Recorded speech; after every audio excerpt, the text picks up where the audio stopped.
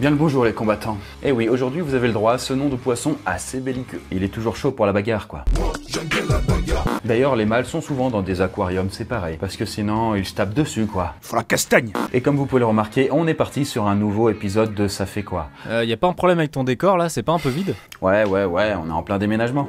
Tout ça pour vous dire qu'aujourd'hui, eh bien il va falloir s'accrocher pour survivre. Bref, une fois n'est pas coutume, on va avoir besoin d'un cobaye. D'ailleurs, où est-ce qu'il est passé? Eh oh, tu vas venir, oui? Ah, voilà. Alors mon petit gars, est-ce que t'es d'attaque?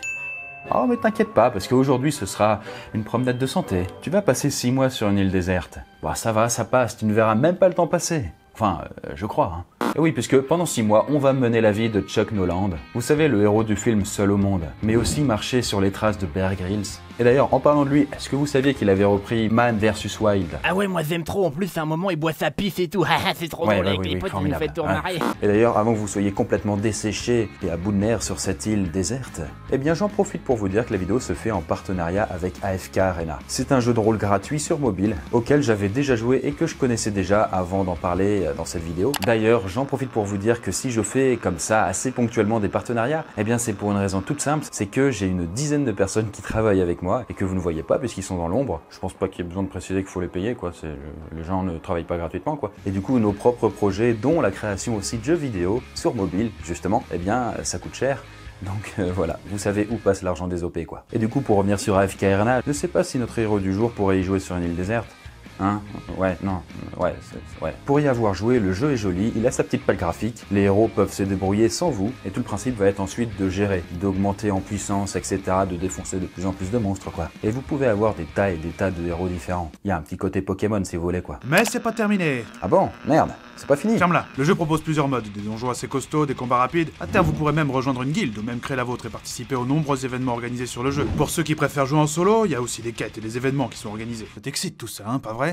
Ok, merci, c'était vraiment génial quoi. En tout cas, n'hésitez pas à tester le jeu, il est gratuit, le lien est en description et vous avez en plus un code promo spécial qui va vous donner accès à des tas de choses gratuites dedans. Mais revenons à nos moutons abandonnés. Et voyons voir, sur une île déserte, allez-vous finir par mourir de la faim et de la soif? Ou pouvez-vous devenir complètement fou à cause de la solitude? Mais peut-être allez-vous pouvoir mener la belle vie à l'ombre des cocotiers. Et donc oui, d'après vous, 6 mois sur une île déserte, ça fait quoi? Voilà, c'est le premier jour où vous débarquez sur cette île déserte. Vous êtes débordant de vie et de force. Mais ça ne va pas durer. Hein. Déjà, voir l'hélicoptère qui vous a déposé, disparaître dans le ciel et ne plus entendre le bruit des rotors, vous fait désormais prendre conscience que vous êtes seul. Très seul. Et à part les bruits que vous produirez, vous n'entendrez plus aucun son humain pendant 6 mois. Bon, ce sentiment de solitude, c'est un petit peu ce qu'a ressenti Alexandre Selkirk. Vous savez, l'homme qui a inspiré l'histoire de Robinson Crusoe. Mais figurez-vous quand même qu'à la base, c'était lui qui était chaud pour aller sur une île déserte. Pour l'anecdote, en fait, le capitaine du navire sur lequel il travaillait l'avait mis au fer après une tentative de mutinerie. Mettre au fer, ça veut tout simplement dire qu'il s'est fait enchaîner dans la cale, un peu comme un prisonnier. Exactement. Et pour éviter de rester plus longtemps avec un capitaine qu'il trouvait incompétent, Selkirk a demandé à être déposé sur la prochaine île que le navire rencontrerait. Et bien sûr, il pensait que d'autres mutins, donc d'autres mecs qui avaient gueulé avec lui contre le capitaine, le suivraient. Mais lorsqu'il s'est retrouvé tout seul sur la plage, en voyant la barque qui venait de le déposer, de retourner au bateau, il a changé d'avis et a imploré le capitaine de ne pas l'abandonner. Ce qui a bien fait rire le capitaine qui s'est barré. Pour de bon. Mais pour la petite histoire, Selkirk a bien fait de quitter son navire. Car quelques temps plus tard, le bateau a fait naufrage et presque tout l'équipage y est passé. Comme quoi, le karma, hein. De votre côté, ça fait maintenant 2 jours que vous êtes sur cette île déserte et votre première nuit n'a pas été terrible. Alors vous avez déjà naturellement pensé que dormir sur la plage était une bonne idée, car le sable, c'est nettement plus confortable que la caillasse ou la terre dure. Sauf que sur le bord d'une plage, eh bien vous êtes à la merci des intempéries. Et il peut arriver très soudainement sur ce genre d'île déserte qu'il y ait de fortes pluies. Sans compter aussi que le soir, eh bien la température se rafraîchit nettement. Mais malgré tout obstiné, eh bien vous vous endormez sur le sable. Ceci dit, vous avez vite changé d'avis lorsqu'une averse vous a réveillé soudainement, comme je le disais. Du coup, eh bien, en cherchant un peu, vous avez fini par élire domicile dans une grotte, vous protégeant un petit peu mieux de la météo. Et à cause de vos vêtements trempés, eh bien, ça a pas mal caillé pour vous sur l'île la nuit. La température avoisine quand même les 20 degrés. 20 degrés ça va, non? Ouais, bon, je rappelle quand même que vous êtes mouillé et que vous avez pas de couette, c'est pas évident pour trouver le sommeil. Autrement dit, le matin de votre 2e jour sur l'île, vous venez de passer une nuit pourrie et vous êtes moins en forme que la veille. Mais surtout, votre ventre gargouille et votre gosier est à sec.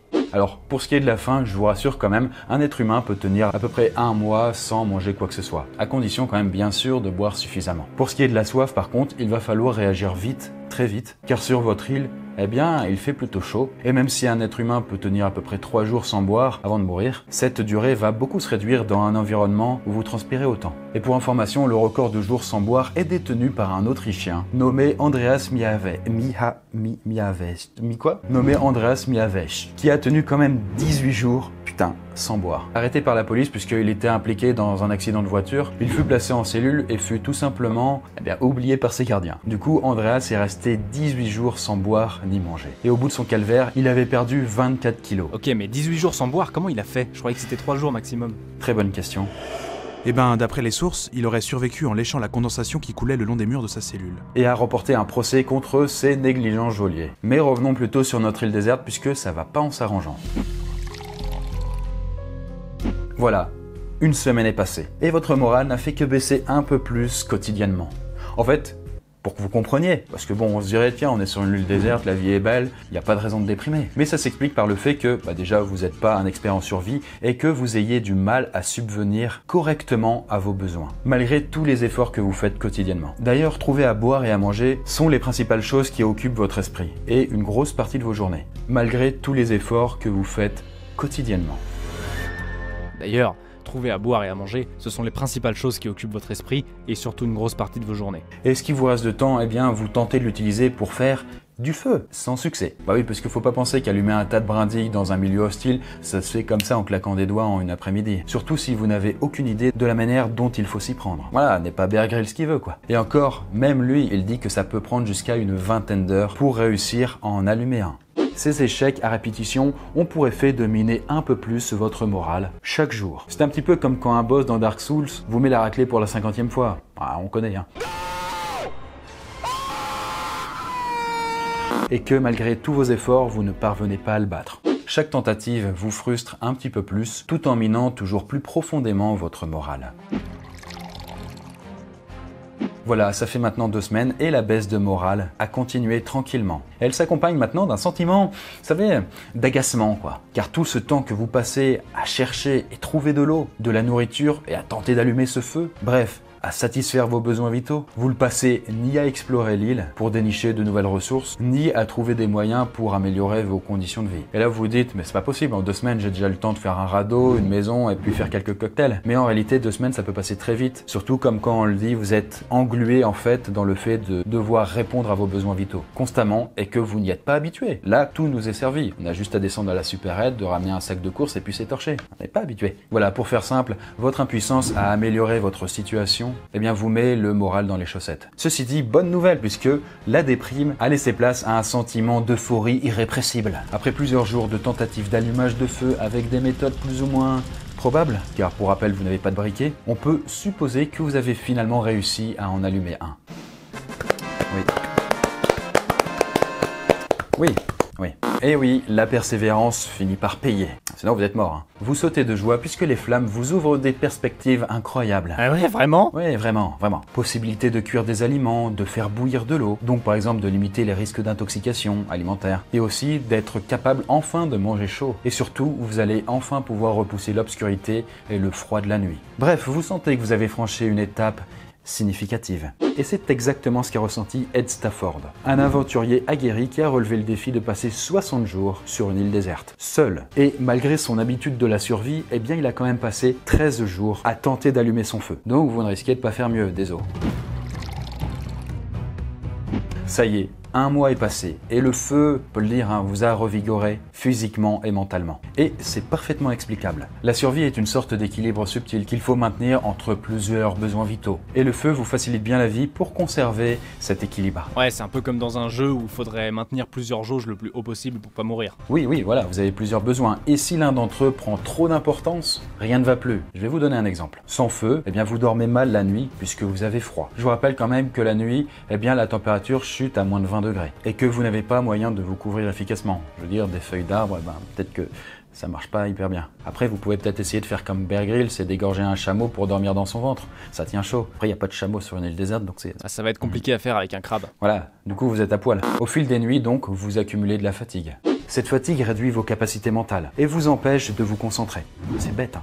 Un petit peu comme quand vous devez passer un contrôle ou un examen, le lendemain d'une nuit blanche. Du coup, vous êtes moins attentif lorsque vous cherchez de la nourriture. Et donc vous mangez moins et donc du coup, le cercle vicieux s'entretient. Cela a pour effet de diminuer vos forces et du coup de réduire votre résistance au froid. Bref, un vrai cercle vicieux. Et ainsi, avec le feu, vous pouvez briser ce cycle infernal, si je puis dire, et entretenir les forces nécessaires à votre survie.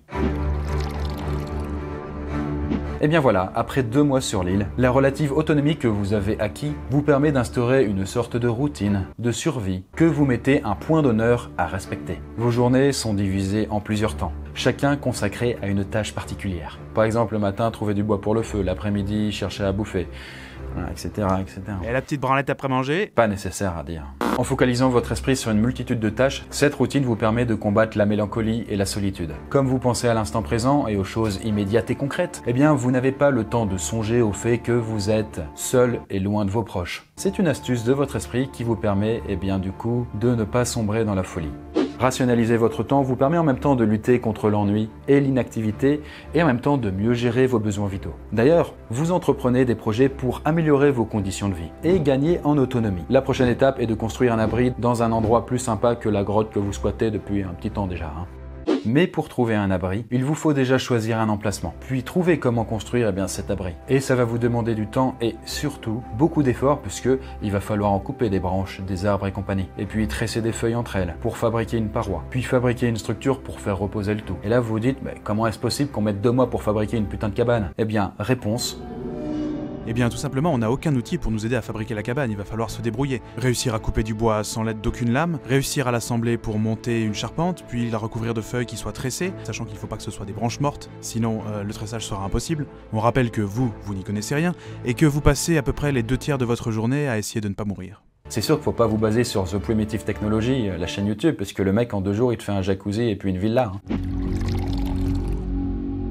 Ça y est, ça fait maintenant 6 mois. Vous n'êtes plus qu'à quelques jours de la fin de votre périple. Et pourtant, vous continuez de ne pas voir le temps passer. Vous vivez depuis quelques temps quand même déjà dans votre abri. C'est rustique, ça on peut le dire, mais vous vous y êtes attaché. D'autant plus que vous en avez bavé pour le construire. Et même si vous continuez toujours à vivre dans des conditions précaires, vous avez toujours votre train-train quotidien avec ses hauts et ses bas. Vous avez commencé à cultiver certaines plantes. Et les quelques cochons sauvages que vous avez pu capturer sont gardés dans un petit enclos que vous avez fabriqué. Alors 6 mois, c'est certes beaucoup, mais quand bien même vous auriez passé 5 ans sur une île déserte, tout à fait possible, Je veux dire, quand on vous oublie une fois, on peut vous oublier pour longtemps, eh bien vous seriez toujours pas le détenteur du record du monde. De la plus longue période passée donc du coup, sur une île déserte. Et oui, puisque ce record est de 18 ans. On peut dire clairement que Robinson Crusoe, c'est du flan à côté quoi. Et du coup, ce record de 18 ans est détenu par une femme connue sous le nom de Juana Maria. Et donc oui, elle est restée en effet 18 ans sur une petite île au large de Los Angeles. Et pour le coup, il y avait que dalle sur son île. Même pas quelques arbres pour fabriquer un semblant de cabane. Et alors, elle s'est débrouillée pour construire une hutte avec des os de baleine. Attends, des quoi? Oui, des os de baleine. Et elle survivait en chassant les oiseaux sauvages qui vivaient sur l'île. C'était rustique. Et lorsqu'après 18 ans de solitude, des marins sont venus la secourir, elle n'était pas folle. Bon après, comme personne ne parlait sa langue, la communication était un peu compliquée, mais apparemment, elle passait son temps à chanter. Et elle était très appréciée de tous ceux qui l'ont côtoyée. Malheureusement, elle est décédée quelques mois après son sauvetage. Après 20 ans à ne bouffer que des piafs, son estomac n'a pas supporté le changement de régime et elle est morte de la dysenterie. En gros, la dysenterie, vous vous videz jusqu'à ce que vous soyez mort, quoi. Ceci dit, Juana Maria est la preuve qu'un être humain peut s'en sortir sur une île déserte pendant plusieurs années. Eh bien voilà la poisquerie combattante. Vous voilà au fait de ce qui peut probablement vous arriver si vous passez 6 mois sur une île déserte. Et que vous arrivez bien sûr à survivre, évidemment. Sinon, le script risque de s'arrêter de manière un peu dramatique. Dans tous les cas, passez la moitié de l'année dans la solitude la plus complète, à ne pouvoir compter que sur vous-même. Pour survivre, va laisser quelques traces. Vous avez beaucoup maigri et votre pilosité a connu un véritable âge d'or.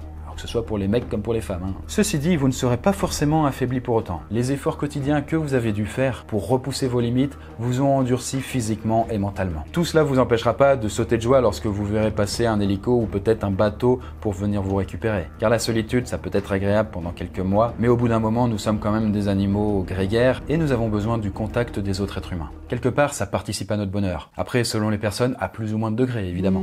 Attendez, du coup, je crois qu'il y a un appel pour moi. Comment ? Ah non, pas de panique. Non, c'est bon. Vas-y, je t'envoie un hélico. On va lui faire une petite blague, hein. On va le laisser 6 mois de plus. Pas non plus, c'est pas la mort quoi. Et bien sur ce, je vous fais la bise sur les nageoires et du coup je vous dis à la prochaine la poiscaille.